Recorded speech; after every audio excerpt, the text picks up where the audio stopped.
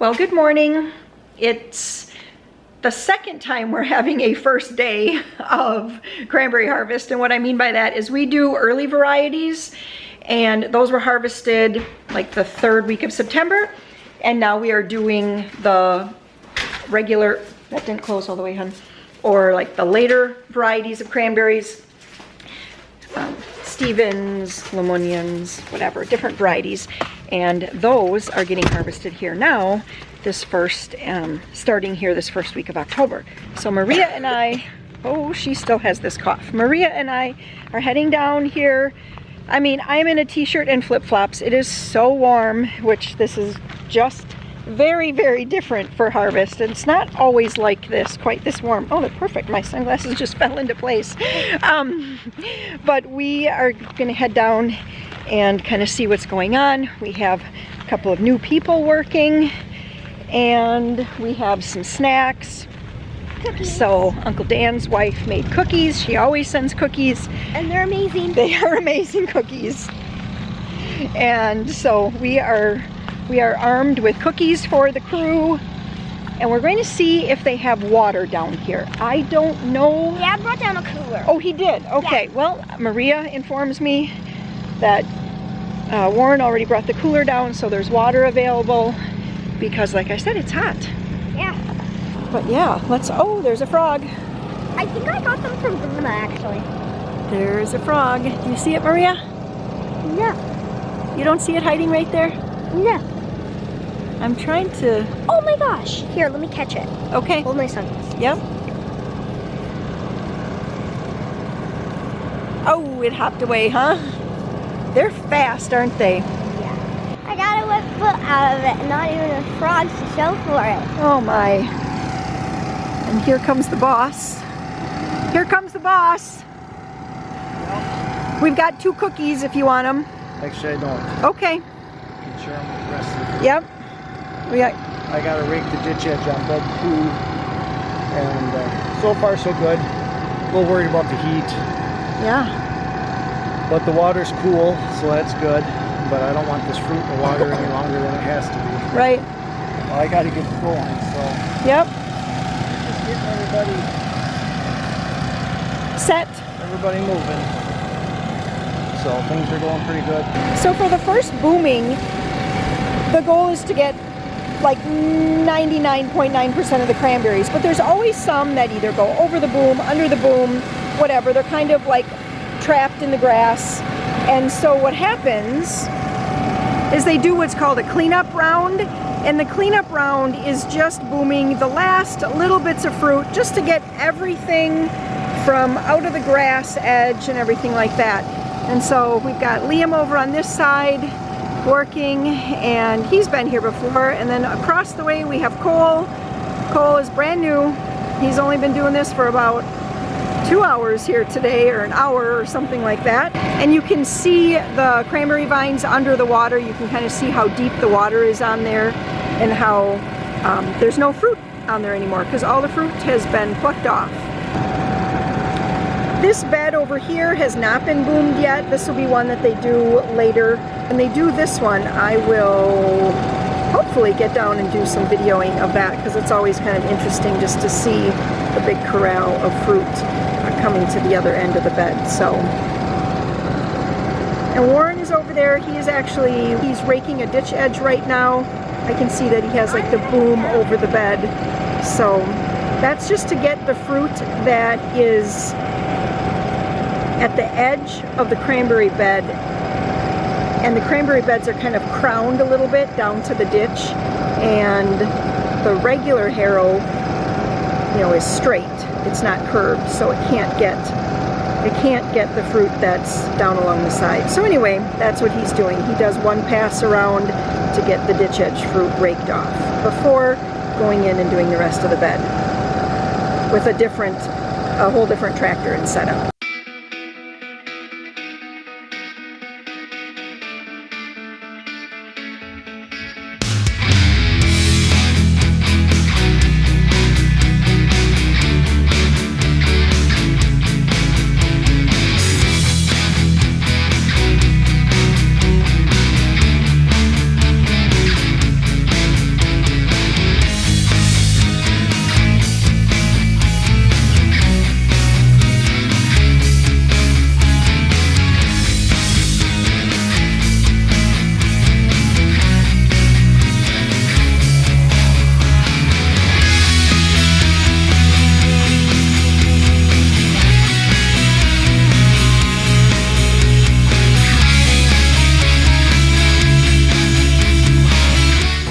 machine, the berry cleaner, is shut down right now, but what happens is that when the water starts up and this whole thing starts up, what'll happen is that this machine, the berry cleaner, cleans the leaf trash. I probably shouldn't put my hand there. The leaf trash, it separates that from the fruit. And so at this point they're doing what's called the cleanup round. So it's going to be, it's just like I said before, it's the last little bits of, it's the last few cranberries in the bed. They're trying to push the cranberries out away from the grassy edge so that they can boom around it, and then they can start loading it into the berry cleaner. One of the neatest things is always the cobwebs. There's a lot of spiders come up out of the water during harvest, and yeah, it's really cool to see all the spider webs. Look at it. It just goes the whole distance. This is what they're going to be booming next. This bed right here. Today I ordered another Instacart delivery from Aldi, and 7:15 here tonight, and she just delivered it, which is really a nice treat to not have to drive in, spend the time shopping, check out, right? Load into your vehicle, get home, unload. Anyway, it really is a time savings, even though it is more expensive. So if you're thinking that it's going to be a savings, it's not really so much of a savings unless you're the kind of person that falls for like every single thing in the store and you have a hard time sticking to your list. So this week we're going to be having some chicken salads. I got the croissants. I also picked up a couple of juices for breakfast. I think next week we'll be having maybe some marinated steak, so I picked up some Italian dressing, picked up some chips, just as add-ons. It's nice to have a little add-ons to lunch. Oh, what else do I have here? A little bit of cereal and just a few things. Elbow macaroni, because I need that for the chili that I made. Some more ramen, some instant mashed potatoes, 10 pounds of potatoes. And then I did get a few things over here, a few produce items. Some bananas, cuties, grapes, and lettuce. I think that's everything in there. And then some more eggs, just because we only get about 5 eggs or so a day, and I didn't want to run out. Oh, I just got a delivery of a Tootsie Roll. And then I picked up some corn dogs for a lunch one of the days, and then some of the pizza bites. That was a request from Maria for a lunch one of these upcoming days. Well, good morning. It's another day of flip-flops. We are still expected to be in the 80s, like mid-80s today. And I'm just walking down here on the Marsh because I wanted to give you guys a look at what it looks like when Warren is raking a bed, or sometimes they call it harrowing a bed. So, and he's right down here on number 2 bed, so it's pretty close. I have meat cooking in the house right now. We're gonna do, what are we doing? What is it called? It's called dirty rice. It's just, I have 2 boxes of dirty rice, the Aldi dirty rice. That's honestly our favorite. And that's what we're gonna do for lunch today. And to make it a meal, I always add in lots of hamburger. So here we go. You can see this is the part that he's already done, and he is working. He works from the outside and goes to the inside in, like, I want to say circles, but you know, it's not circles because it's a rectangular bed. So in a rectangular / circular route he takes around each bed. So this tractor has dual front and back tires so that it disperses the weight of the tractor over the cranberry vines, so to do the least amount of damage to them. It has a front and a back raking system which lifts. So what it does is it actually kind of pushes the vines down, and then when the vines get pushed down, the cranberries are on like a little, very thin but still woody stem, and the cranberries float upwards because they have 4 air chambers in each cranberry, which allows for the cranberries to be plucked off of the vine. Then they float. Once Warren is completely done raking this bed, what'll happen is he'll bring the water up even higher so that the tips in the center are underwater, and that would be what's called a booming flood, and that allows for all of the cranberries to be pulled from one end of the bed to the other end of the bed, whichever side they're actually going to be elevating the fruit out of the bed from. In this case, we'll be elevating it from the north side, because that's just what works for the width of the dikes and everything. So I'm back into the house now, and I did get the meat all cooked up for the dirty rice, and I thought that I would make some bars here, because when they come in for lunch, it might just be nice if there was some kind of treat. And so today I decided to do peanut butter swirl bars. So I already have everything up to the vanilla in here, which is a 1/2 cup of peanut butter, a 1/3 cup of butter, 3/4 cup of brown sugar, and 3/4 cup white sugar, 2 eggs, and 2 teaspoons of vanilla. I'm gonna get this all creamed up, and then I'll add in the dry ingredients, which are so easy. There's only 3 ingredients: 1 cup of flour, a teaspoon baking powder, and a 1/4 teaspoon of salt. And we'll get those into the pan and then bake them for put the chocolate chips on top, bake for 5 minutes, swirl the chocolate chips, and then put them back in for about another 20 minutes.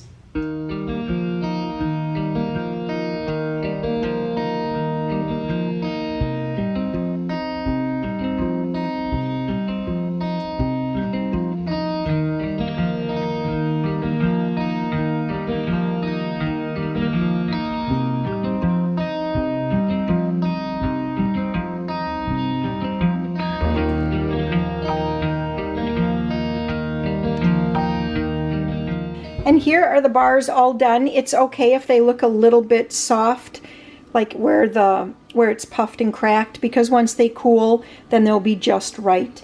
If you want them to be like nice and chewy, which that's how we like them. So these are all finished up. I'm going to set these aside to cool. And I was just getting everything in here to do the dirty rice. I have to add the water. When I'm using beef, like today, I don't add the oil that it calls for. I think it says to add a tablespoon of oil or butter into this. But since the beef has enough, it has enough fat in it already, so I'm not going to add that in. It's been so hard to come outside and film because I can't see my screen at all, so I'm just assuming that I'm actually looking into the camera, excuse me, and that you can actually like see what you're supposed to be seeing here. It has been so sunny lately and the glare is terrible. So anyway, I just got a call back from one of the parts guys. I'm going down on the Marsh here to talk to Warren to find out what exact part it is. I guess the guy was confused, was trying to call Warren back, and anyway, he was already out. So I'm going down here, figure out if he needs an impeller hub or if he needs, what was the other one? Something, a coupling something.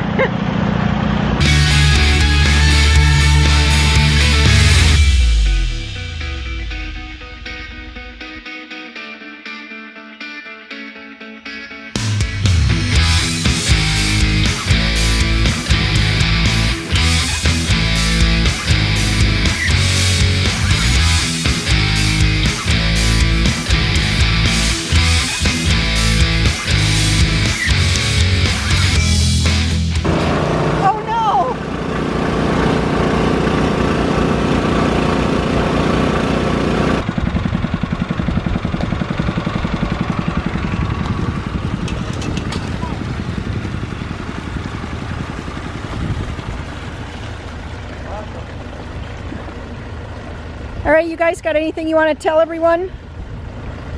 Yay! Nothing? What? Pretty quiet crew. I got a quiet crew. There's a lot of crew up there.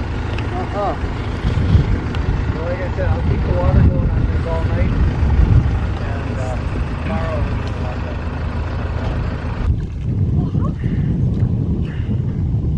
It's so hot, Peter's going for a swim. Take a dive. Just wait.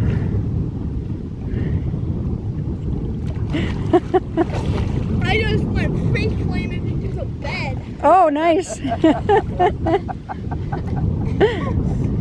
I'm gonna jump in because it's not that deep. If I get out.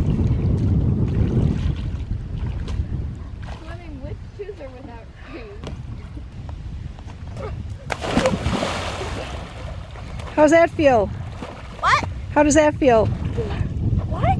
I said, how does that feel? Honestly, really good. You can't even see the fruit. No, what are the high reds? I know. It's so dark. You ready? Sure.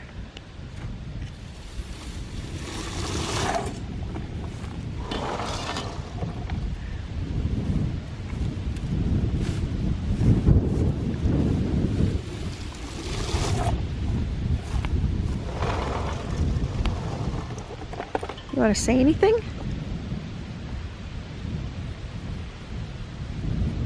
Just raking some cranberries for caramel covered cranberries.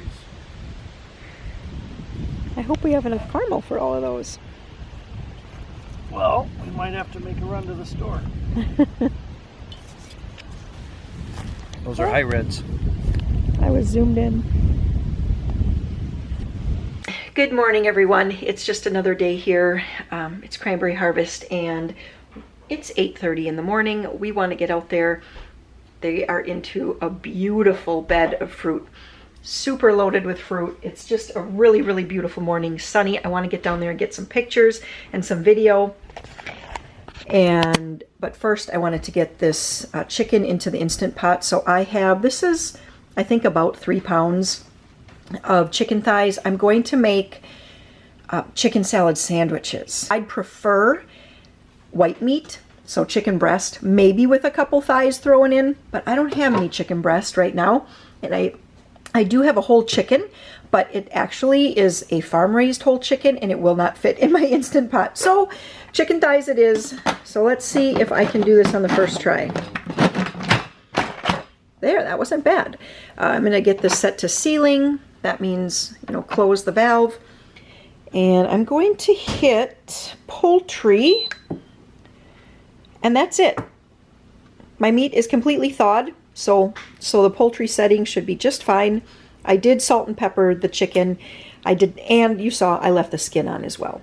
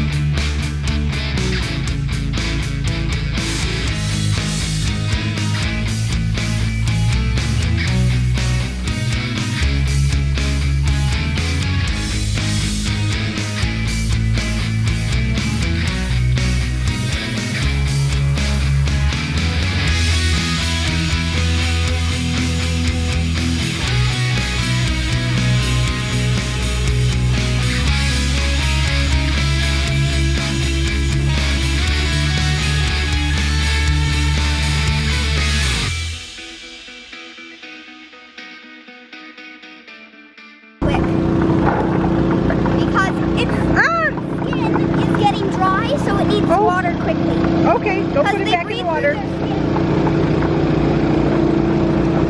breathes through their skin, and if the skin isn't wet, it can live. Okay.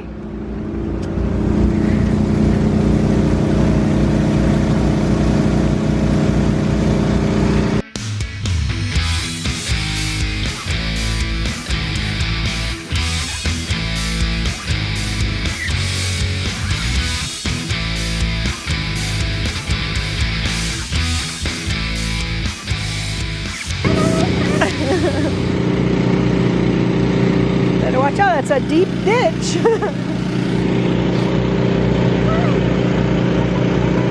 Rolling. Do you have anything to get him? I don't have anything to get that frog, no. Like a race. Follow that. Oh, he's fine. Can't go. He's fine. He's just hanging out. He's resting because he's cold. What? He's resting because he's probably cold.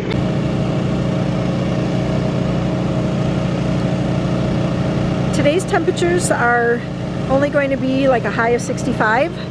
So this morning here, it's pretty chilly out.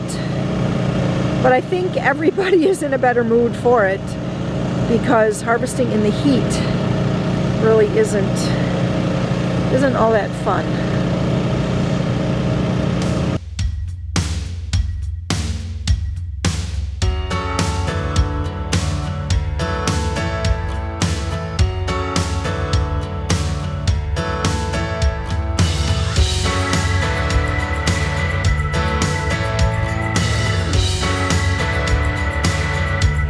Yesterday there was a little bit of a setback. They actually got the first trailer loaded by 9:30, which is incredibly fast. They were on this bed here. Great fruit, great crop. Not a lot of leaf trash. It's coming through really clean, and they loaded a truck by 9:30. However, we take the loads of cranberries, then they go, oh, you got another frog. They go to a cleaning facility where they're further cleaned and weighed, binned, and then trucked to a freezer. And anyway, they were completely jammed up, and so all of our trailers, the trailers from the night before, hadn't been dumped. They had all 3 trailers down there with fruit, and it wasn't until 8:30 last night that Warren was able to start, what does he call it? Is the word bobtail? Maybe that's when you just go without a trailer. So anyways, he was able to go down and start bringing trailers back one at a time. So that was like 3 hours of time late last night that he was out bringing trailers back. But he wanted to do all 3 of them. He wanted them back here, so they were all back in his possession in the morning. You know, you're just more in control if you have everything that you need right on your farm. So that was last night. And now today, it looks like they're just moving really well.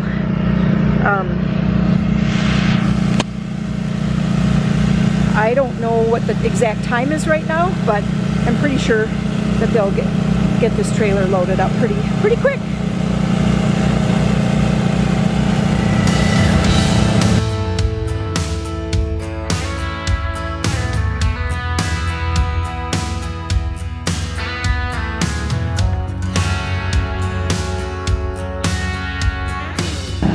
I just saw Uncle Dan get into the semi, which means, yep, that's a good sign. Pulling it ahead, that means that it's about half full right now.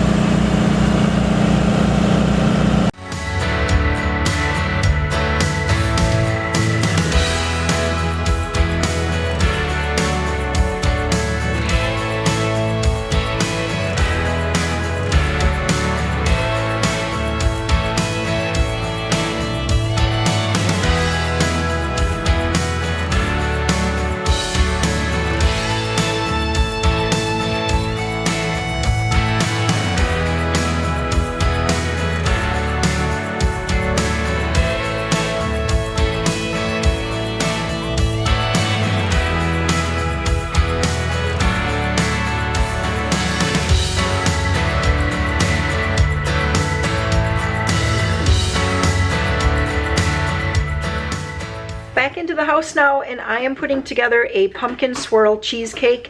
So this is sort of just me combining a couple of recipes. I have a recipe for cherry swirl cheesecake. That's what I had intended on making. It goes into a 9x9 pan. I thought I would double it, put it in a 9x13, whatever. I didn't have any cherry pie filling or frozen cherries to make any kind of like gelled pie filling, anything like that. So I thought, well, I have a lot of pumpkin right now, so maybe I could do something like a pumpkin cheesecake. So I started whipping up the ingredients for the cherry swirl cheesecake, and then I pulled out a cookbook, and this was like one of those amazing moments. I pulled this cookbook out, and the first and only pumpkin recipe in here is for a pumpkin cheesecake.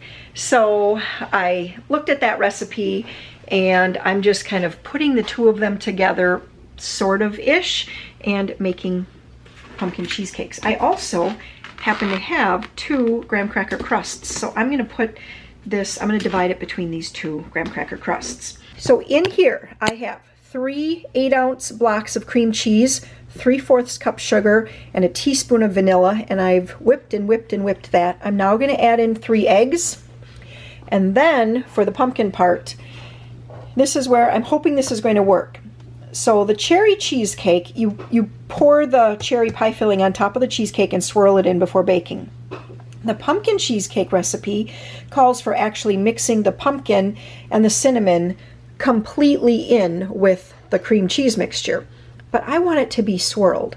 So once I get the eggs in and I get this all mixed up, my thought is I'm going to put in half of this can of pumpkin and a teaspoon of cinnamon, and I'm just going to mix it very, very, just like 3 or 4 little turns of the mixer so that it's kind of swirled, and then pour it in here so it has that swirled appearance. Wish me luck.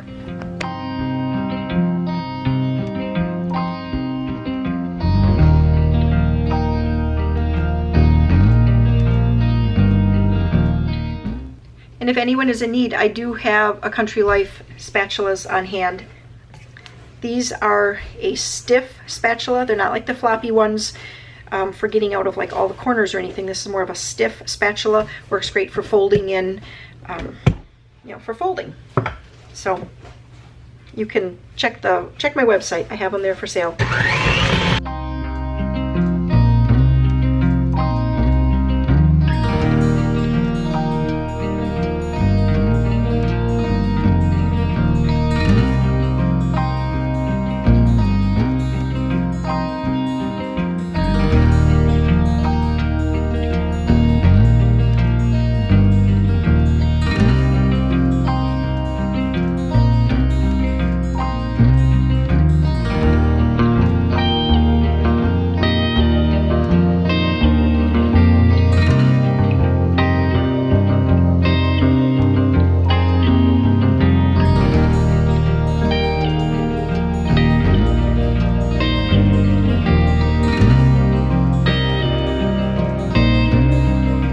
All right, better idea would have been to plop the pumpkin as well as cinnamon and then just knife through it. That would have given me a better like swirled look, I think. I'm sure that everyone is going to be just happy to have pumpkin cheesecake though. Next up, I'm going to be making some cheesy garlic breadsticks. So these need to set aside for an hour to rest and rise. This is from the Flour and Grace cookbook, and I did get this from a subscriber.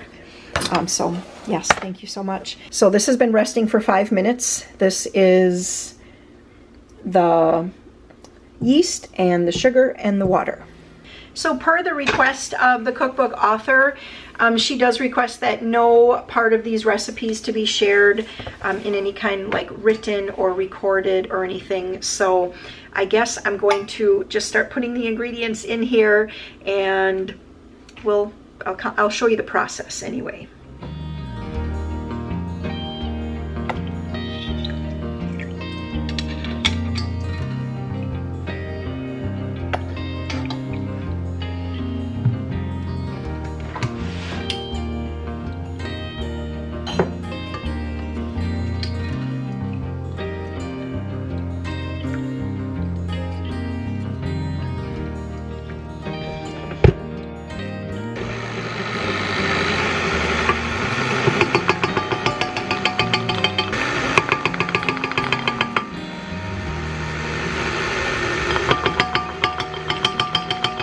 I'm going to cover this with a towel and let it rest for 1 hour before rolling it out and shaping it.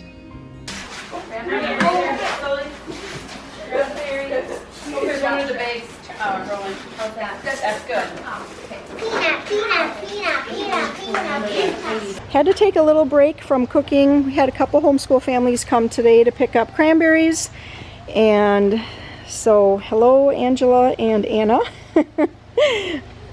just videoing a little bit. So they're going to be taking home all of these cranberries. They're all loaded up, ready for them to, I guess they're going to make a lot of juice. I have the oven preheating with an extra cookie sheet in there upside down so it has a nice hot surface to set onto. And I have the garlic butter mixture here. And I'm going to get this spread all the way to the edges.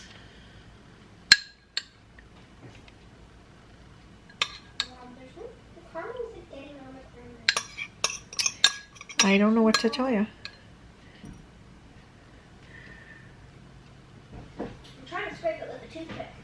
But a skinny, tiny little toothpick doesn't really work.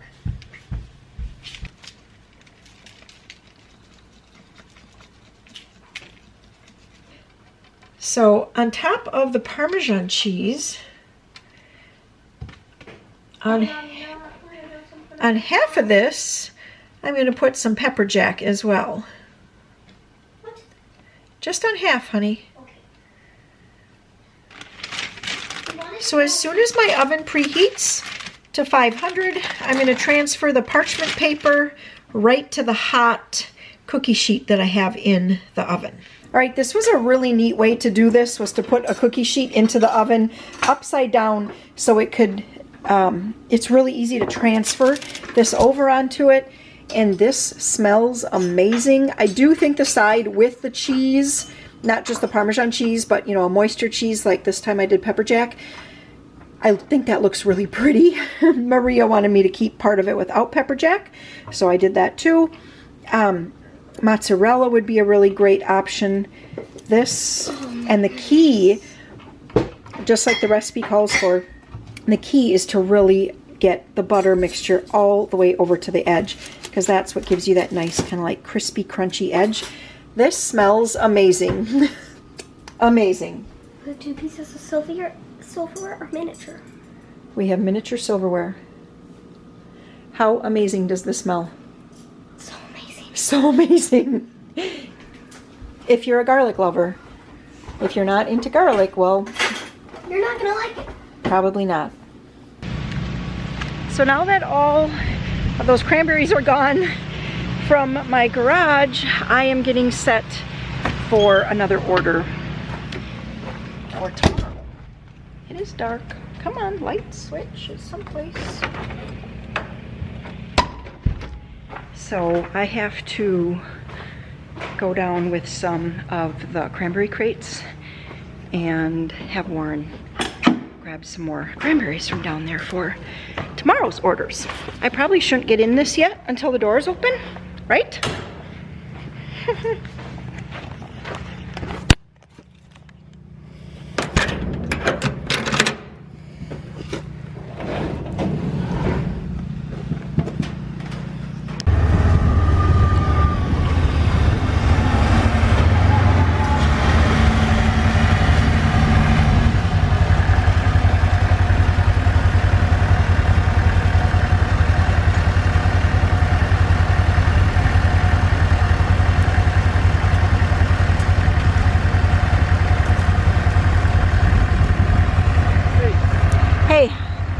So I need to get that bucket again because I need to get like another 170 pounds of cranberries for tomorrow. 10-4. So Dan said that he could, Uncle Dan said that he would get them. I got the boxes. I just need to go down and get the bucket. Okay. No problem. All right. Sounds good. Just trying to get this raked so that I got time to deliver semis. Are you delivering all? Will all 3 be full? Well, if they get the entire triangle bed in that trailer, which they might, I'll deliver all 3. All 3 tonight. Okay. Okay.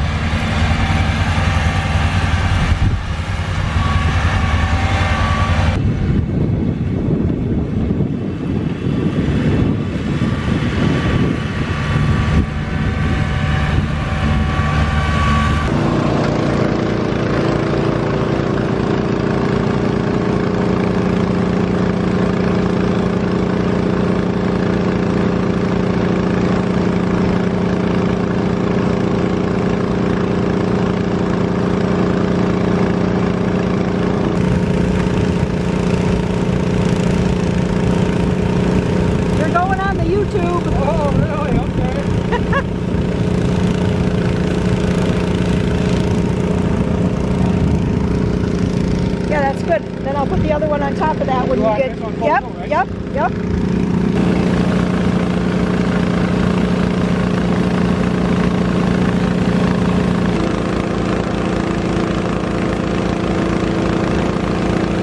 Well, good morning.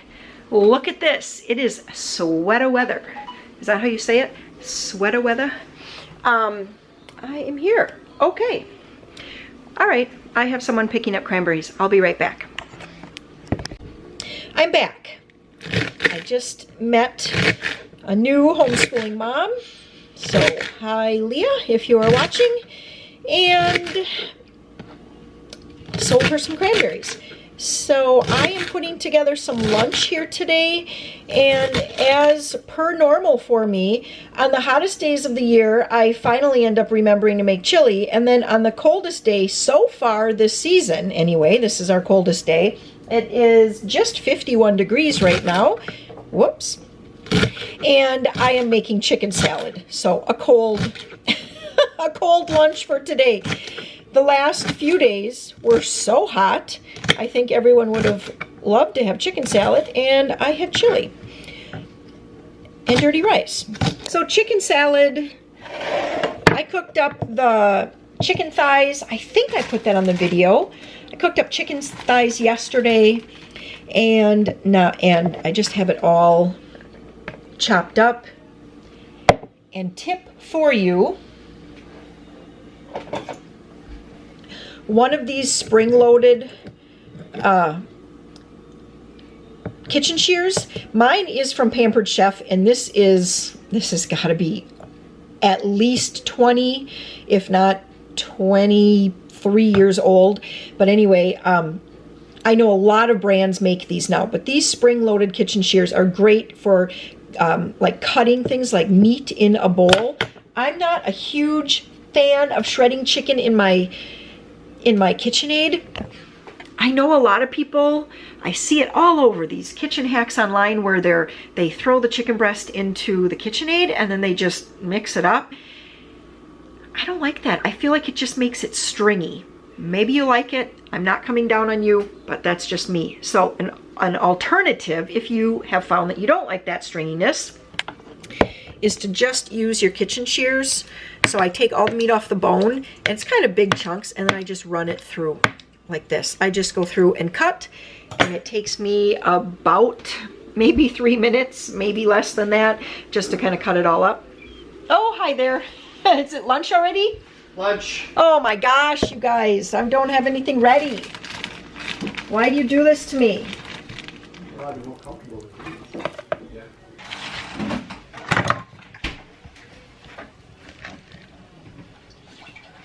I gotta go get Joe and see if he wants to eat something. So Cole, you had an unfortunate event happen this morning, huh? It was literally like just a minute before. I had to quick stop filming there because everybody was coming in for lunch and I didn't have it all ready. So I had to hurry up, get that chicken salad ready for those who are going to be eating chicken salad. And now we are into the afternoon here, and this is just your friendly reminder to start pulling out meat for the next week. If you put it in the fridge, like I'm going to put this, I'll show you. So I have this container here. I have 3 of these actually. They work really great for just putting the meat in and letting it thaw. So I'm going to put this here.